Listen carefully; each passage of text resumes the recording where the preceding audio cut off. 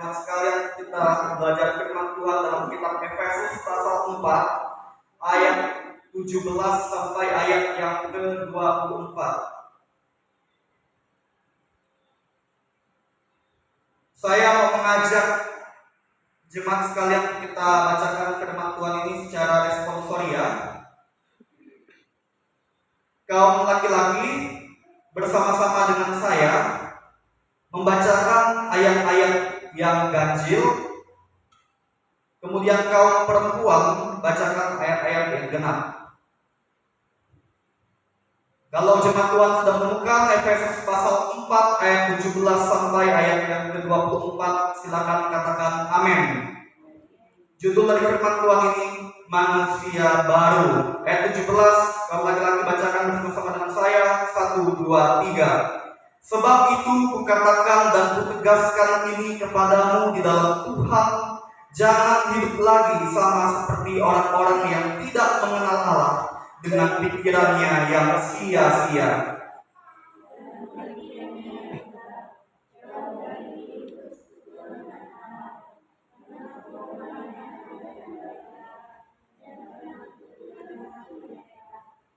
Perasaan mereka telah tumpul sehingga mereka menyerahkan diri kepada hawa nafsu dan mengerjakan dengan serakah segala macam kecemaran.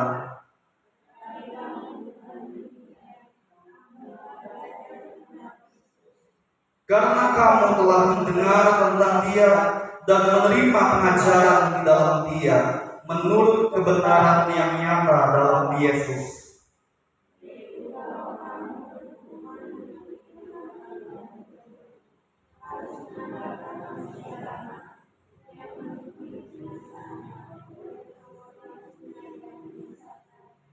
Supaya kamu dibaharui di dalam roh dan pikiranmu.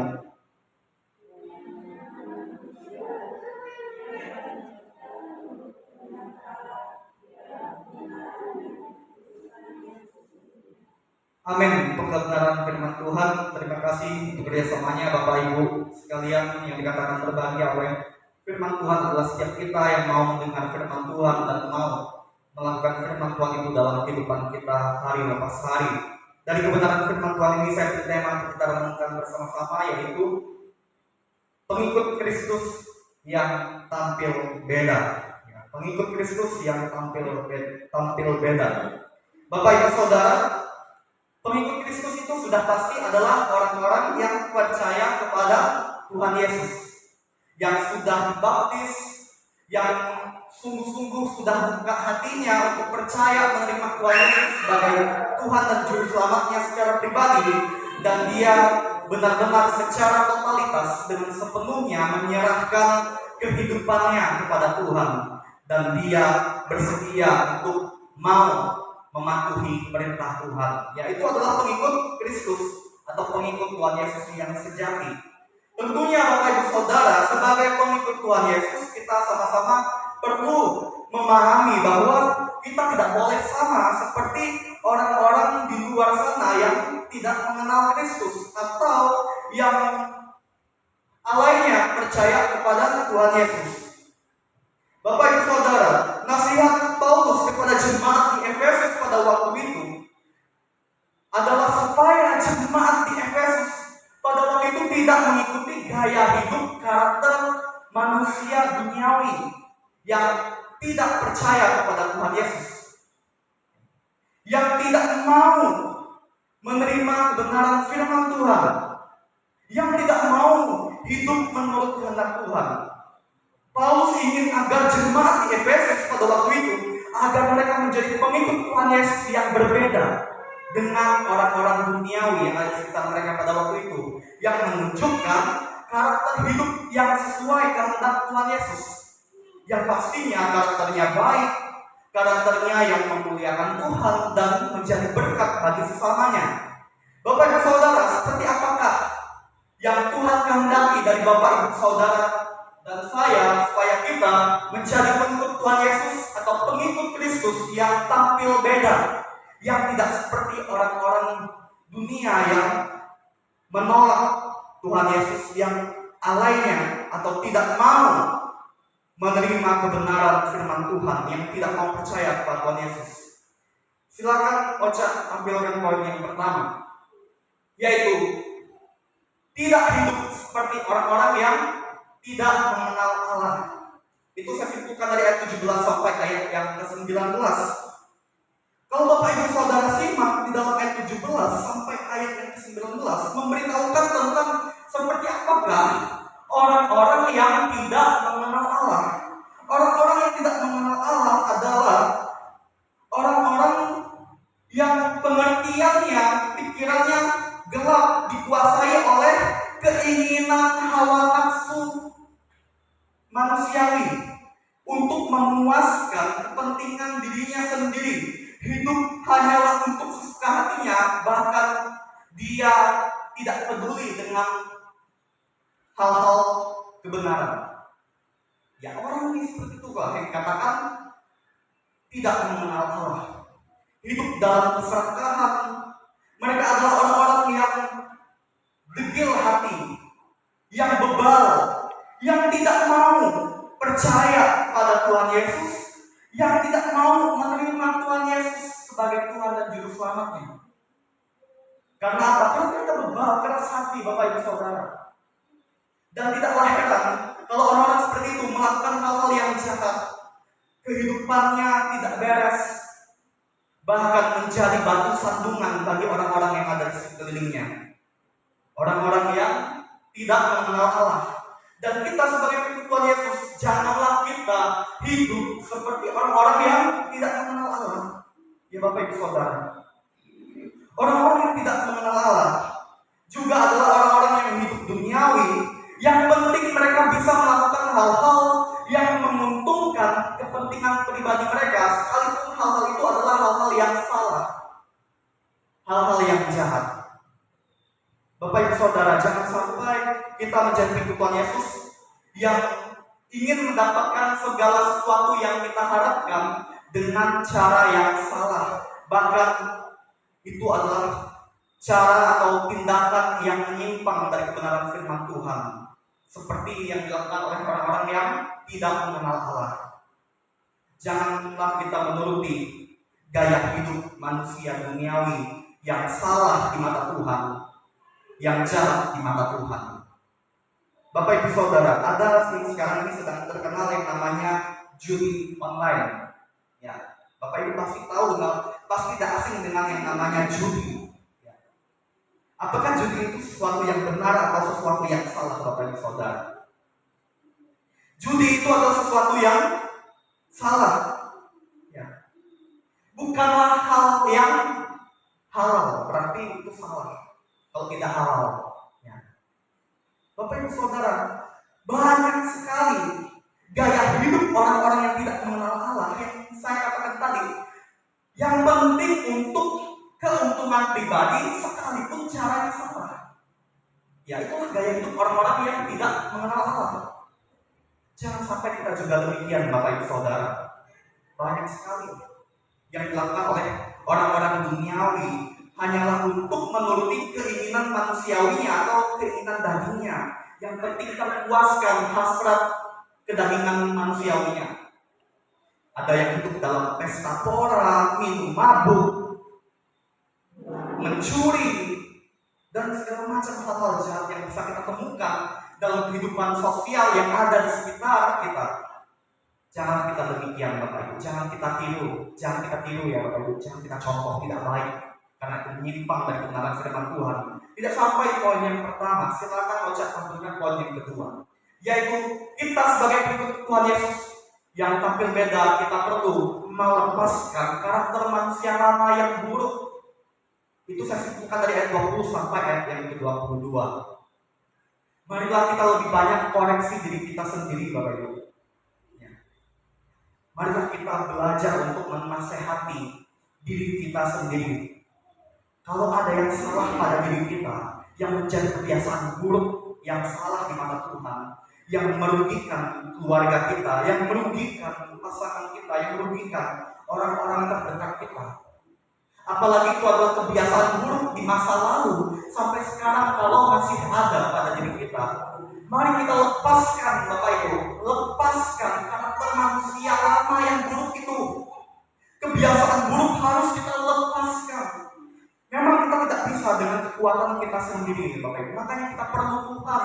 Mari kita mau datang kepada Tuhan dengan kerendahan hati, kita minta kepada Tuhan, Tuhan lembutkan hati saya, Tuhan ubahkan mindset pikir, ubahkan pola pikir saya. Kalau selama ini saya salah dalam berpikir dan bertindak, menurut saya benar, tetapi ternyata menurut Tuhan itu salah. Tuhan tolong ubah saya. Kita harus seperti itu Bapak Ibu, supaya kita bisa melepaskan karakter manusia lama kita yang buruk. Karakter manusia lama yang buruk, kira-kira apa yang masih ada pada diri kita? Kalau di antara diri kita masih ada yang sombong, ingin menjadi orang yang terkemuka dalam gereja, atau ingin menjadi orang yang paling harus diutamakan dalam suatu lembaga, institusi pekerjaan apapun, supaya kita dianggap orang yang paling pintar di antara semua orang. Sekalipun memang pintar, janganlah sombong. Janganlah sombong itu menjadi kebiasaan buruk. Ya, sombong itu adalah suatu hal yang buruk dan bisa saja menjadi kebiasaan buruk. Janganlah kita jadi orang yang iri hati. Kalau kita lihat anak Tuhan sesama saudara seiman diberkati lebih daripada kita, sampai-sampai kita banding-bandingkan diri kita dengan dirinya. Bapak Ibu Saudara, hati-hati. Jangan sampai kita iri hati. Jangan sampai kita cemburu. Kalau lihat ada saudara seiman kita yang lebih maju daripada kita, kalau dia adalah anak Tuhan yang terbukti hidupnya takut akan Tuhan, tidak salah kalau Tuhan promosikan dia, Tuhan angkat dia. Nggak salah kok. Yang salah itu kita kalau sampai iri hati, sampai-sampai karena iri hati kita benci, nah itu salah. Hati-hati, jangan sampai itu menjadi kebiasaan buruk kita. Pertama tadi saya kasih contoh tentang kesombongan, yang kedua iri hati. Karena ini adalah dua penyakit rohani yang paling mudah menguasai kehidupan anak Tuhan, bahkan bisa menjadi racun rohani Bapak Ibu. Hati-hati. Jangan sampai itu menjadi kebiasaan buruk. Bapak Ibu Saudara, mari kita lepaskan semua karakter manusia lama yang buruk, yang kalau masih ada pada diri kita. Minta Tuhan tolong kita agar Tuhan melepaskan semua karakter buruk yang ada pada diri kita, yang salah di mata Tuhan. Itu poin yang kedua. Poin yang ketiga yang terakhir saya mau bagikan kepada Bapak Ibu Saudara, yaitu bagaimanakah supaya kita menjadi bentuk Tuhan Yesus yang tampil beda, yaitu menjadi manusia baru yang sesuai dengan kehendak Allah. Itu saya sebutkan dari ayat 23 sampai ayat yang ke-24. Bapak Ibu Saudara, Tuhan mau baharui hati kita, Tuhan mau baharui pikiran kita, supaya apa? Supaya kita menjadi manusia rohani yang baru, yang sesuai dengan Tuhan, sehingga kita memuliakan Tuhan, sehingga kita bisa berpikir, bertindak, melakukan hal-hal yang benar di mata Tuhan, yang menyenangkan di Tuhan, yang menjadi berkat untuk keluarga kita, menjadi berkat untuk pasangan kita, menjadi berkat untuk anak kita, menjadi berkat untuk semua orang-orang yang ada di sekitar kita. Itu yang Tuhan kehendaki Bapak Ibu, mencari manusia baru yang sesuai dengan kehendak Allah. Bapak Ibu Saudara, apakah selama ini Bapak Ibu Saudara sudah menjadi manusia yang baru secara rohani, secara pikiran, di dalam imanmu kepada Tuhan Yesus? Kalau belum, sangatlah perlu agar hati kita, pikiran kita, hidup kita dibaharui, karakter kita dibaharui oleh Tuhan, supaya kita menjadi manusia baru yang sesuai dengan kehendak Allah, yang memuliakan Tuhan dan memberkati sesama kita. Inilah 3 poin yang dapat saya berikan kepada Bapak Ibu Saudara, bagaimanakah supaya kita menjadi pengikut Tuhan Yesus yang tampil beda, tidak sama seperti orang-orang di luar sana yang tidak mengenal kebenaran firman Tuhan, bahkan yang menolak Tuhan Yesus, yang tidak mau menerima kekudusan dan kebenaran firman Tuhan. Bersyukur untuk firman Tuhan ini, kita berdoa. Tuhan Yesus, terima kasih untuk firman-Mu yang boleh sama-sama kami pelajari pada kesempatan ibadah ini ya Tuhan. Engkau menasihati kami lewat firman-Mu tentang petunjuk pedoman bagaimanakah yang sesuai dengan firman Tuhan agar kami menjadi pengikut Tuhan Yesus yang tampil beda, yang hidup sesuai kehendak Tuhan Yesus. Tolonglah kami ya Tuhan agar kami dapat melakukan firman ini dalam kehidupan kami, dalam keluarga kami, dalam pekerjaan kami, dalam hal apapun di sepanjang hidup kami hari lepas hari, agar hidup kami memuliakan Engkau ya Tuhan.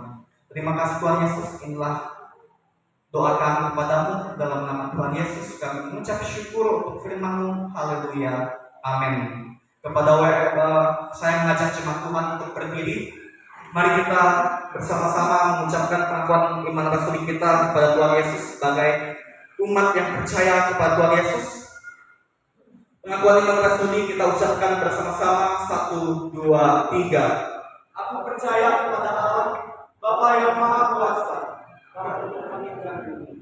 dan kepada Yesus Kristus, anaknya yang tunggal Tuhan kita, yang mengandung daripada Roh Kudus, lahir dari anak darah Maria, yang menderita bawah pemerintahan Pontius Pilatus, disalibkan, mati dan dikuburkan, turun dalam kerajaan maut, pada hari yang ketiga bangkit pula dari antara orang mati, naik ke surga, duduk di sebelah kanan Allah, Bapa yang Maha Kuasa, dan akan datang dari sana untuk menghakimi orang yang hidup dan yang mati.